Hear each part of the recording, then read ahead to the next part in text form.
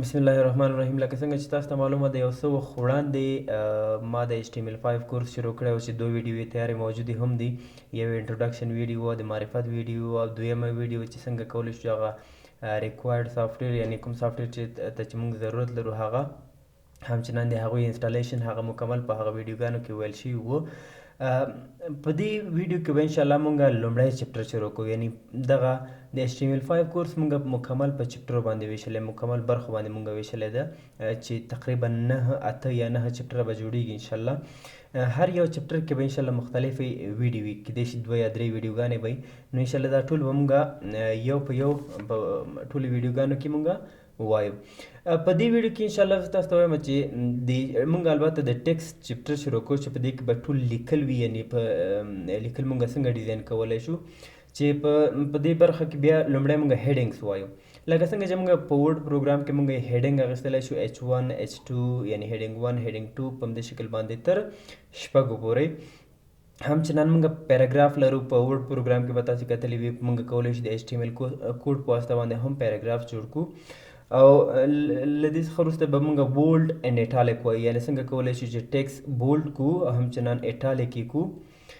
سوپر سکرپټ او اینډ سبسکرپټ، یعنی موږ څنګه کولی شو چې یو ورډ یعنی یو توری موږ پورته ولیکو یا د یو ورډ لاندې ولیکو. دا به هم انشاءالله وایو په دې ویډیو کې. همچنان موږ به وایو چې وایټ سپیس یعنی سپیس موږ څنګه کولی شو، که چېرته موږ یو سپیس ورکړو یا لس سپیسه په کوډ کې ولیکو څه معنا لري، دا به هم انشاءالله وایو. د دې ویډیو به اخري درس به دا وي چې لاین بریک ان هوریزنټل رولز یا HR چې ورته ویل کېږي، BR او HR چې اینډینګ ټیګ نه لري، دا به هم انشاءالله په دې ویډیو کې موږ تفصیلي ډول باندې وایو. زه تر ټولو لومړی راځم په دې ځای کې به یو نیو فولډر زه واخلم، یو نوی فولډر به واخلم تر څو پورې چې موږ دغه پریکټس چې کوو کوم کار کوو دا به ټول انشاءالله په دې کې موږ له ځان سره سیف کوو. زه دلته ورته نوم ورکوم چې HTML5 کورس. زه به راشم د دې داخل ته، لکه څنګه چې موږ په دویمه ویډیو کې ما تاسو ته ویلي چې تاسې به څه کوئ، تاسې به ویژوال سټوډیو کوډ یا VSC چې ورته ویل کېږي هغه سافټویر چې کوم دی چې په کوم کې موږ کوډ کوو هغه به تاسې تیار انسټال کړی وي. که انسټال کړی هم نه وي تاسې هغه ویډیو لومړی وګورئ، بیا راشئ دلته چې تر څو پورې موږ په دې کې کار وکړو. نو له دې ځایه هم تاسې کولی شئ چې یو نوی فایل کریټ کړئ. همچنان زه به تاسو دو طریقې وښیم. لومړی طریقه به دا وي چې تاسې کولی شئ په دې ځای کې یو نیو فایل واخلئ. نیو ته به تاسې راشئ، ټیکسټ ډاکومنټ به واخلئ، یعنی خالی یو ډاکومنټ فایل به تاسې واخلئ چې دې ته به موږ ایکسټینشن چینج کوو. زه دې ته نوم ورکوم ټیکسټ 1. کله چې تاسو دا ولیکئ انټر مو وکړه، ګورئ دا به یو فایل وي، یعنی دا به براوزر کې نه خلاصېږي. که چېرته دا چې موږ غواړو چې موږ دا په براوزر کې ووینو یا دغه کوډ چې موږ کوم کوو دا په براوزر کې موږ ته ښکاره شي په کوم ډیزاین کې موږ یې وینو، نو موږ به څه کوو، دغه TXT به موږ هغې ایکسټینشن ته تبدیلوو چې HTM یا هم HTML. موږ به زیاتره HTML لیکو، یا ښه خبره دا ده چې موږ HTML ولیکو. ایکسټینشن باید تاسې HTML ولیکئ، یعنی دغه ډاټ نه وروسته چې تاسو څه شی لیکئ دا ټول ایکسټینشن دی. هر یو فایل یو جدا ایکسټینشن لري، لکه څنګه چې ورډ کې تاسې یو شی فایل ځان سره سیف کړئ نو هغه خپل ایکسټینشن لري، بل یو فایل خپل ایکسټینشن لري. خو دلته چې موږ کله کوډ کوو او په براوزر کې وینو نو د هغې لپاره ضروري دا ده چې موږ دا ایکسټینشن .html کو. نو کله چې زه دا انټر کړم ما ته وایي چې فایل چینج کول غواړئ، نو زه ورته وایم چې یس. ګورئ دا یو براوزر شکل یې غوره کړه، لکه څنګه چې کروم کې زه کار کوم بای ډیفالټ همدا راځي. کیدای شي تاسې په کمپیوټر کې چې بل براوزر انسټال وي یا کروم انسټال نه وي نو دا به په دې شکل باندې نه ښکاره کېږي. هغه به بیا کیدای شي لکه څنګه چې انټرنیټ ایکسپلورر دی، همچنان نور براوزرونه دي، فایرفاکس ده، نور که هر یو تاسې استفاده کوئ نو هغه به په دې شکل باندې بدلیږي. ښه، اوس زه څه کوم، زه غواړم چې دغه فایل په ویژوال سټوډیو کوډ کې اوپن کړم، یعنی کوم چې ما سره تیار اوپن ده، ما پکې یو څه ناڅه کار کړی و. ښه، زه څه کوم، په دې باندې رایټ کلیک کوم. که چېرته تاسو سره ویژوال سټوډیو کوډ اوپن وي نو په دې ځای کې به اوپن ویت کې ویژوال سټوډیو کوډ به تاسو سره دلته راښکاره کیږي. نو زه څه کوم په دې ویژوال سټوډیو کوډ کې دا فایل اوپن کوم. ښه زه به دغه نور فایلونه چې کوم کار ما پکې کړی دی البته انشاءالله تاسې به هم وکولی شئ چې دغسې کوم پروجیکټ چې وي تاسې جوړ کړی شئ. زه به دا ټول کلوز کړم. ښه کیدای شي ما تاسو ته په تېره ویډیو کې هم ویلي وو چې که چېرته تاسې بیسیک هغه HTML کوډ لیکئ د هغې لپاره موږ یو شارټکټ لرو چې هغه هم تاسې استفاده کولی شئ او که چېرته تاسې غواړئ چې بار بار یې په خپله ولیکئ نو هم تاسې کولی شئ چې هغه بیسیک کوډ یعنې د نور کوډونو استفاده کولو یا لیکلو لپاره باید تاسې دا ولیکئ. زه راځم تر ټولو لومړی لیکم HTML. کله چې زه HTML ولیکم هغه انډینګ ټیګ یې په خپله دلته راخلاصېږي. زه به دا لږ څه زوم کړم. ښه په HTML کې موږ دوه مهم سیکشن یا دوه مهمې برخې لرو چې د هغې له جملې څخه لومړی یې هیډ ده چې کله هیډ ولیکم نو انډینګ ټیګ یې په خپله راځي. که چېرته ستاسې په ویژوال سټوډیو کوډ کې نه راځي نو تاسې به کولی شئ چې دغه سټارټینګ ټیګ او انډینګ ټیګ دواړه دلته ولیکئ. دویم د هیډ سیکشن نه وروسته موږ باډي سیکشن یا باډي برخه لرو. راځم دلته لیکم چې باډي نو انډینګ ټیګ په خپله ورسره راغی. ګورئ دا دوه مهمې برخې دي موږ سره. په دې ځای کې موږ څه شی کوو اوس لپاره به زه تاسو ته تناو ښیم چې ټایټل به تاسې لیکئ. زه راځم ټایټل لیکم. ټایټل به چېرته راښکاره کېږي زه درته وایم. زه دلته لیکم چې ټیکسټ چیپټر فرسټ ویډیو. صحیح هم په دې کې تاسې کولی شئ چې نور کوم که چېرته CSS فایل دې سره لینک کول غواړئ دا دلته لیکئ یا میټا ټیګ چې کوم دی هغه موږ دلته لیکو خو هغه به انشاءالله په وروستیو درسونو کې موږ تفصیلي ډول باندې وایو. خو اوس لپاره تاسې دومره زده کړئ چې په دې هیډ برخه کې په دې هیډ سیکشن کې موږ تنه ټایټل لیکو. ښه دا چې زموږ نننی درس چې ده په ټیکس باندې دی چې موږ څنګه کولی شو هیډینګس جوړ کړو. تر ټولو لومړی دا وایو. ګورئ که چېرته زه دغه فایل اوپن کړم په براوزر کې هم نه ښکاره کېږي ځکه چې موږ څه شی لیکلی نه دي. دلته وګورئ دغه ټایټل چې ما ولیکه ټایټل ټیګ ما ولیکه د دې په منځ کې ما ولیکل ټیکسټ چیپټر فرسټ ویډیو نو دا به چېرته راښکاره کېږي دا به په دې پورته برخه کې راښکاره کېږي لکه څنګه چې تاسو دلته ګورئ. نو هر یو پیج چې اوپن کېږي په دې برخه کې دغه ټایټل به معلومیږي. نو تاسې کولی شئ چې د پیج مطابق هغه ټایټل ورته ورکوئ. اوس زه څه کوم په دې ځای کې زه هیډینګس اخلم. هیډینګس د څه په خاطر باندې استعمالیږي د عنوان په خاطر باندې استعمالیږي. کله چې تاسو یو عنوان لیکئ H1 کې اخیستلی شئ H2 H3 H4 H5 او تر H6 پورې.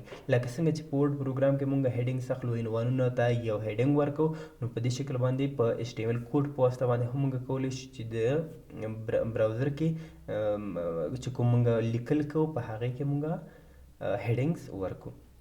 موږ په HTML کې شپږ هیډینګس لرو. تر ټولو غټ هیډینګ یعنی تر ټولو لوی هیډینګ یا عنوان چې موږ اخلو هغه H1 ده. H1 یې په دې خاطر ورته نوم ورکړی چې هیډینګ 1.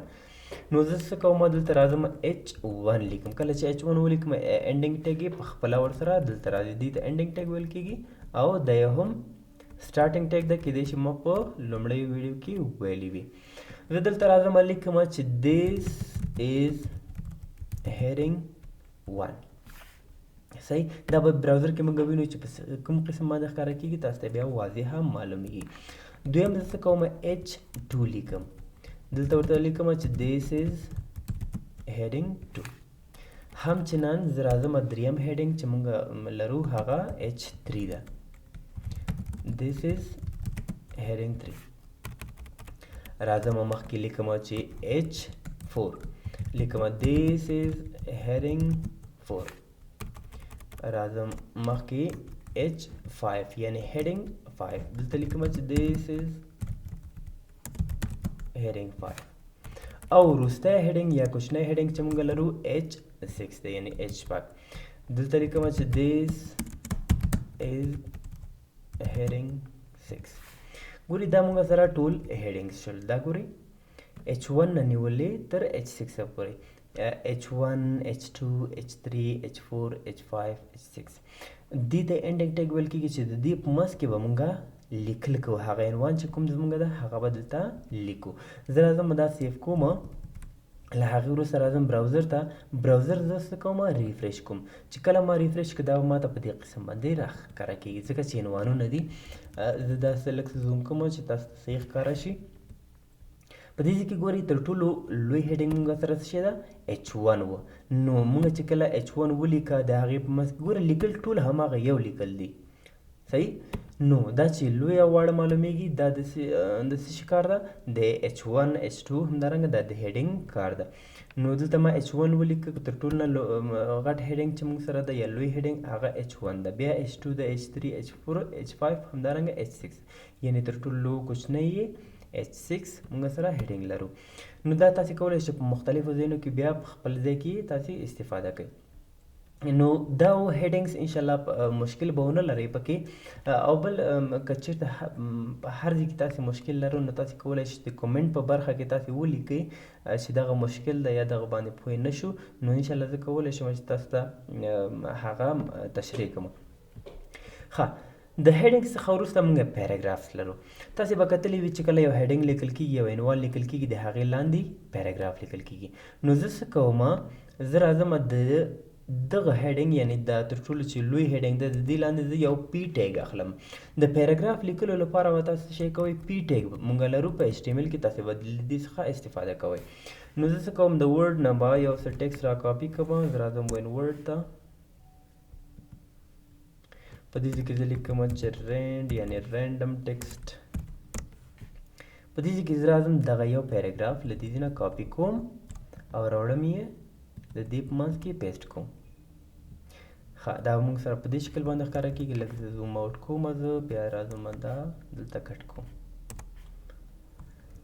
ښه نو دا سیف کوم. د سیف کولو څخه وروسته به زه راشم براوزر به ریفریش کړم. ما ته به په کوم قسم باندې معلومیږي په دې شکل باندې په معلومیږي. زه راځم دا هم لږ زوم آوټ کوم چې معلوم شي. ښه نو موږ څه کوو ګورئ دلته عنوان به وي او دلته به د دې عنوان هغه تفصیل دلته به موجود وي. نو که چېرته زه غواړم چې یو بل پیراګراف ټیګ واخلم نو زه څه کوم په دې ځای کې پی ټیګ اخلم او همدغه ټیکسټ چې دی دا د دې په منځ کې زه پیسټ کوم. کاپي دلته مې پیسټ کړه. دا به انټر کوم چې دلته واضح معلوم شي تاسو ته. راځم براوزر ریفریش کوم. ګورئ دا به ماته دوه پیراګرافه راښکاره کېږي. که چېرته موږ دغه ټیکسټ بدون له دې پیراګراف ټیګ نه ولیکو زه راځم دغه ټیګ لرې کوم له دې ځای نه.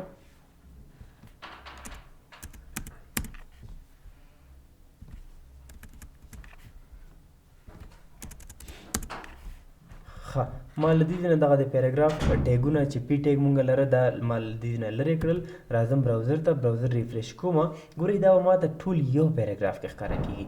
یعنې لیکل مونږ بدون له پیراګراف نه هم کولی شو خو چې څومره لیکل وي یا مونږ یو پیراګراف دو پیراګراف لس پیراګراف اخلو نو هغه بیا ټول د یو پیراګراف په شکل باندې ښکاره کېږي. نو د هغې لپاره مونږ څه کوو د هر یو پیراګراف لپاره مونږ د پی ټیګ نه استفاده کوو. زه به دا کنټرول زیډ کوم چې بیرته پی ټیګ موږ سره راشي. سیف کوم یې. اوس یې که چېرته زه براوزر ریفریش کړم موږ سره به دوه پیراګرافه راښکاره کېږي. ګورئ دا خو هسې موږ هغه لیکل کوو موږ پریکټس کوو نو بیا موږ کولی شو د CSS په واسطه باندې ډېر ښایسته ډیزاین ورکړو رنګونه ورته ورکړو. نو په آخر کې به انشاءالله پروجیکټ هم کار کوو چې هغې کې به موږ ووایو چې څنګه کولی شو چې یو ښایسته ویبسایټ د ځان لپاره یا د نورو لپاره موږ په اسانۍ سره جوړ کړی شو. ښه له پیراګراف څخه وروسته مونږ بی ټیګ همدارنګه آی ټیګ لرو. یعنی بی ټیګ مونږ د بولډ لپاره استفاده کوو او همچنان د آی ټیګ مونږ د ایټالیک لیکلو لپاره استفاده کوو. زه غواړم چې دغه ویډیو پرووایډ دغه دوه کلمې د بولډ راشي او دغه پاورفول د ایټالیک راشي. نو زه څه کوم راځم د دې منځ ته زه به داسې وکړم دغه ویډیو پرووایډ کړي یعنې د دې نه مخکې به تاسو څه شی ولیکئ بی ټیګ به ولیکئ. کله چې تاسې بی ټیګ ولیکئ دا به دلته کلوز شي. نو څه کوم دغه له دې څخه کټ کوم او په اخر کې اچوم ځکه موږ غواړو چې دغه ټیکسټ ته نه بولډ شي نه ټول ټیکسټ. نو څه کوم دا ریفریش کوم چې کله ما ریفریش سیف مې کړ سیف کولو څخه وروسته براوزر ریفریش کوم ګورئ دغه ټیکسټ به موږ سره بولډ ښکاره شو یعنې ډبل ښکاره شو او دا نور چې کوم دي دا ټول واړه ښکاره کېږي. یعنې په هر ځای کې چې تاسې غواړئ چې هغه ټکس دې غټ ښکاره شي نو تاسې کولی شئ ډېر په اسانۍ سره یې د بي ټیګ په واسطه باندې چې HTML کې مونږ لرو بولډ کړئ. لکه زه راځم د دې نه وروسته you can paste in the embed code. دې نه وروسته زه دغه غواړم چې دا بي کړم یعنی بولډ کوم دا زه له دې څخه کټ کوم. تاسې کولی شئ څومره ځای چې تاسې بولډ کول غواړئ د هغې کې تاسې د بي ټیګ په واسطه باندې بولډ کړئ. زه اوس راځم براوزر ریفرش کوم نو دلته مونږ ته څه شی ښکاره کېږي دا به بولډ شي. ښه له دې وروسته غواړم چې دغه یو ورډ ایټالیک ماته ښکاره شي یعنی کوږ ښکاره شي لکه څنګه چې په ورډ پروګرام کې مونږ لرو. د هغې لپاره څه کوم د دې نه مخکې راځم آی ټیګ لیکم. آی ټیګ به دلته په خپله کلوز شي کیدای شي تاسې په ویژوال سټوډیو کوډ کې نه کلوز کېږي نو تاسې به څه شی کوئ تاسې به یې د دې په آخر کې په خپله په دې شکل باندې کلوز کوئ. ښه سیف کوم. سیف کولو څخه وروسته به براوزر ریفرش کوم نو ګورئ دلته مونږ سره دا به زه تاسو زوم کوم چې صحیح معلوم شي دا مونږ بولډ که او دا یو ورډ چې دا مونږ کوږ که یعنی ایټالیک مو که. نو تاسې کولی شئ د بي ټیګ همدارنګه د آی ټیګ په واسطه باندې دغه کار ترسره کړئ. دا به زه بیرته زوم اوټ کړم. ښه نو دغه انشاءالله هغه بیسک درسونه دي اسانه درسونه دي چې تاسې به ورباندې په اسانۍ سره پوهیږئ. له دې وروسته مونږ سوپر سکرپټ او سب سکرپټ لرو چې دې په واسطه باندې تاسې کولی شئ چې مثال غواړئ چې دغه ال دی دلته پورته ښکاره شي چون زه به داسې یو ورډ ولیکم چې هغه یو معنا ولري نو زه څه کوم د دې پی ټیګ نه لاندې راځم په دې ځای کې به H2 کې واخلم H2 دلته زه لیکم H2O صحیح. زه غواړم چې دغه دوه دی پورته راشي نو دې لپاره زه څه کوم که چېرته دا سیف کوم سیف کولو څخه وروسته راشم براوزر ته براوزر ریفرش کوم دا به ماته په دې شکل باندې معلوموي خو زه غواړم چې دغه دوه د H پورته برخه کې ښکاره شي. د هغې لپاره څه شی لرم د سوپر سکرپټ هغه ټیګ لرم چې سوپر سکرپټ ټیګ مونږه SUB ده او بخې SUB نه بلکې SUP یعنی سوپر سکرپټ SUP د سوپر سکرپټ یعنی د پورته وړلو لپاره مونږه استفاده کوو. دا به راشم او زه به داسې وکړم چې دغه H به دا زوم کړم لاندې راځم. ښه H مونږ دلته غواړو H مونږ نه غواړو چې پورته ویسو نو څه کوم زه صرف دغه غواړم چې دغه دوه دې پورته لاړ شي نو دا به په دې ځای کې زه کلوز کړم. ګورئ H2O نو زه دغه دوه غواړم چې په کوم چېرته دې راشي د H نه پورته برخه کې دې راشي. دا سیف کوم سیف کولو څخه وروسته براوزر زه ریفرش کړم ګورئ دلته هغه مونږ ته په کوم شکل باندې ښکاره شو دغه دوه یې پورته برخې ته ویوړه. یعنې که چېرته غواړئ چې تاسې په یو ورډ کې یو داسې یو توری غواړئ چې د بل توري په سره یې ولیکئ لکه اکثره د فرمولو کې وي یا هم په کیمیا کې دغه بعضې ورډ دي چې هغه پورته یا په لاندې برخه کې مونږ لیکو نو په دې شکل باندې یې کولی شو. ښه د دې دا به زه داسې ولیکم چې سوپر سکرپټ. ښه همدغه زه داسې کوم چې بیا به په دې شکل باندې ولیکم چې H2 سب سکرپټ. زه دلته اخلم همدغه ورډ H2O زه غواړم چې دغه دوه دې لاندې راشي یعنی د H نه لاندې راشي. دې لپاره څه کوم SUB اخلم یعنی سب سکرپټ.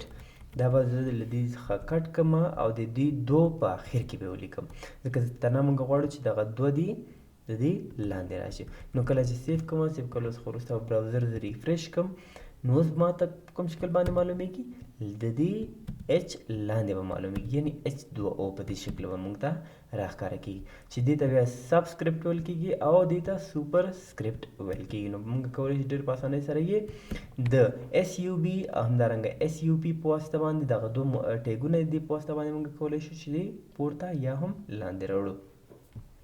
ښه له دې څخه وروسته مونږ سپیس لرو وایټ سپیس. ګورئ دغه دې ځای کې چې تاسې ګورئ دې ته وایټ سپیس ویل کېږي یعنې یو خالیګاه یا تاسې یو فاصله ورته ویلی شئ که نه. که چېرته زه په دې ویډیو پرووایډ کې دې ځای کې ګورئ یو سپیس ده. که چېرته زه راشم کوډ ته ګورئ ویډیو پرووایډ دلته ګورئ یو سپیس ده. صحیح شوه. دغه یو سپیس هم زه لرې کوم ګورئ په دې شکل باندې معلومیږي. نو کله چې تاسو د کیبورډ نه سپیس بټن کېکاږئ یو سپیس شو، 2 3 4 5 ګورئ ما 15 سپیسه ورکړه. کله چې دا سیف کم سیف کولو څخه وروسته براوزر ته راشم ریفریش چې کوم دا ماته په هماغه شکل باندې معلومیږي. ځکه په HTML کې یو سپیس لس سپیسه هماغه یو معنا لري، یعنی د یو سپیس معنا به لري. نو که چیرته تاسو غواړئ چې هغه سپیس زیات ورته ورکړئ یا فاصله ورته زیاته ورکړئ، د هغې لپاره موږ یو جدا ټیګ لرو چې تاسو کولی شئ چې اینډ NBSP او په آخر کې سیمی کالن ولګوئ. ښه، نو زه غواړم چې دلته 15 سپیسه واچوم. زه به دا کاپي کړم. کاپي کولو څخه وروسته به 1 2 3 4 15 سپیسه ما واچول. نو اوس به څه کېږي، په دې ځای کې به مونږ ته 15 سپیسه راښکاره کېږي. ګورئ 15 سپیسه مونږ ته دلته راښکاره شول. نو که چېرته تاسو غواړئ چې د یو ورډ په منځ کې زیات سپیس ورکړئ، نو په دې طریقې تاسو کولی شئ چې یو سپیس پکې اضافه کړئ. ښه، له دې وروسته د دې ویډیو په وروستنی ټیګ چې وروستۍ ټیګونه چې مونږ لرو هغه لاین بریکر او همدارنګه هوریزنټل لاین ده چې BR همدارنګه HR ورته ویل کېږي. که چېرته زه غواړم چې دغه وین د دې ځای پورې یوه کرښه شي او له دې څخه وروسته دغه لاندې ټکسټ دی بله کرښه کې راشي. ښه، نو که چېرته په دې ځای کې زه انټر کېکاږم، ګورئ له دې څخه وروسته زه راځم انټر کېکاږم او دغه لیکل لاندې راوړم په دې شکل باندې، نو دا به هیڅ معنا ونه لري، یعنی دا انټر به په دې ځای کې کار نه کوي. زه راځم او ګورئ سیف مې کړه. سیف کولو څخه وروسته براوزر ریفریش کوم، اوس هم په هماغه شکل باندې ده.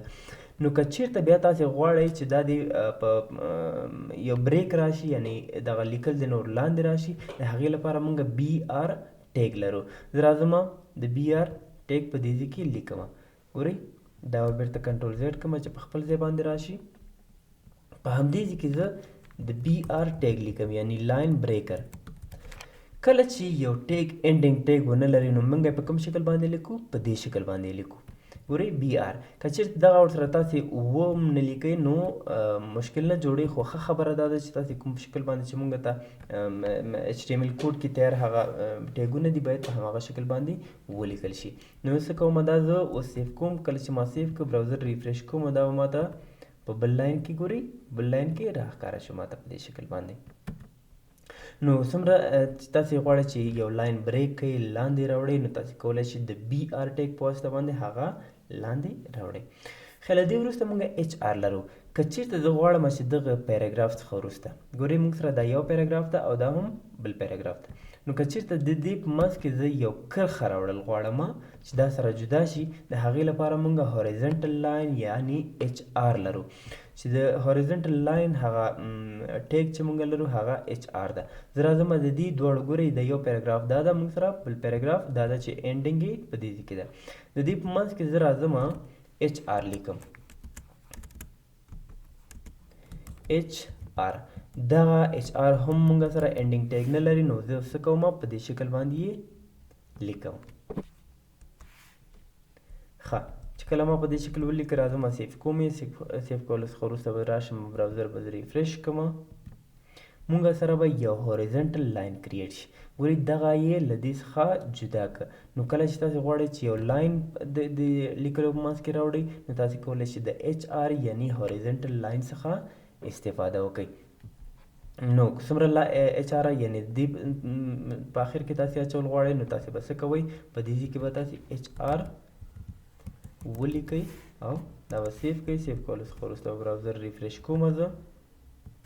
ګورئ دلته یو بل لاین کریټ شو موږ سره، یعنی یو موږ په دې ځای کې HR ولیکه، بل مو په دې ځای کې ولیکه، نو په دې شکل باندې به موږ ته دغه خپل لیکل راښکاره کېږي. ښه، نو دا و د HTML کورس لومړی چپټر لومړی درس چې د دې چپټر نور درسونه هم پاتې دي. په راتلونکي درس کې به انشاءالله موږ سټرانګ وایو، کوټیشن به وایو، نور موږ سره مختلف ټیګونه د لیکلو لپاره هغه به انشاءالله په بل درس کې موږ کور کوو. دغه زما ویډیوګانې یا د دې کورس ویډیوګانې له نورو ملګرو سره هم شریکوئ تر څو پورې چې هغوی هم ورڅخه استفاده وکړي. اوس لپاره ښه وخت ولرئ. الله مو مل شه.